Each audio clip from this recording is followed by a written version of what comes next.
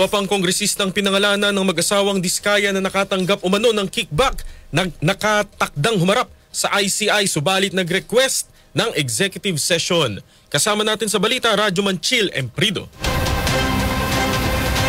Magandang umaga, Radyoman Sander, Radyoman Aljo. Haharap nga sa Independent Commission for Infrastructure itong dalawa pang kongresista na kabilang sa idinawit ng mag-asawang Diskaya na naumano'y nakatanggap ng kickback sa mga flood control projects. Kabilang na nga rito sina Pasig City Lone District Representative Roman Romulo at Bulacan 1st District Representative Danilo Dani Domingo. Kapwa humiling ng executive session o closed-door hearing ang dalawang mambabata sa kabila ng pagsisimula ng live streaming ng ICI kahapon. Samantala, wala pang ibinababang schedule ang komisyon kung kailan haharap sina House Majority Leader at Presidential son Sandro Marcos, maging si Davao Representative Paulo Pulong Duterte sa tanggapan naman ng ICI. Ito'y kasunod na rin ang kagustuhan ng dalawang panig na tumulong sa investigasyon sa maanomalya at katiwalian sa mga proyekto ng pamahalaan.